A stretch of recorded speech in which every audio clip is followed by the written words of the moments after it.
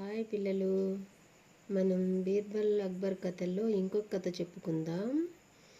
ఏమిటంటే అక్బర్ రాజ్యంలో ఒక ధనికుని ఇంట్లో ఒక దొంగతనం జరిగింది.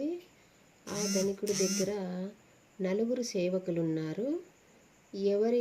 అతనికి ఆ నలుగురి పైన ఎవరో ఒకరు ఈ దొంగతనం చేశారని నమ్మకం ఉంది, కానీ ఎలాంటి ఆధారము లేదు. అందుకని వాళ్ళపైన ఏమీ అనలేకపోతున్నాడు.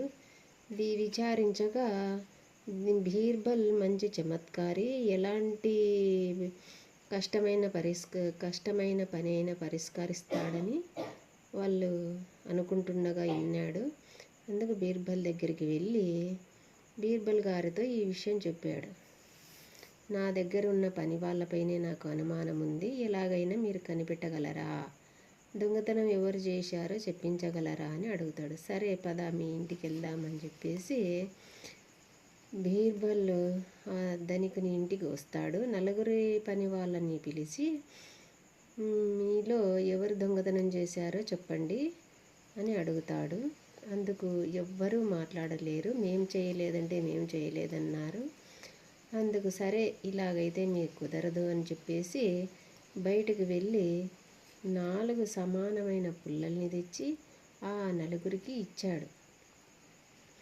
ఆ పుల్లలు తీసుకొని మీ ఇంటికి వెళ్ళండి, రేపు పొద్దున రండి. ఇవి చాలా మహిమగల పుల్లలు.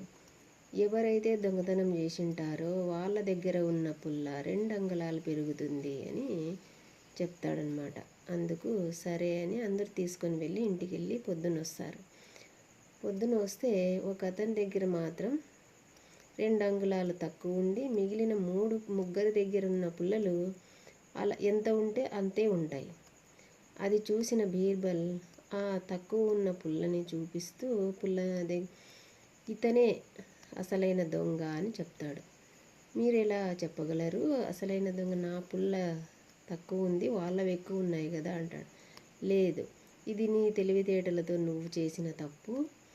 నేను ఇచ్చిన పుల్లలు మహిమవేమి కాదు, అవి మామూలు పుల్లలే. నేను చెప్పడం వల్ల నువ్వు ఎక్కడ పెరుగుతుందో ఈ పుల్ల అని చెప్పేసి ముందుగానే 2 అంగుళాలు కత్తిరించావు. వీళ్ళు దొంగతనం చేయలేదు కాబట్టి ధైర్యంగా అలానే ఉన్నారు. అసలైన దొంగవి నువ్వే అని చెప్తాడు బీర్బల్.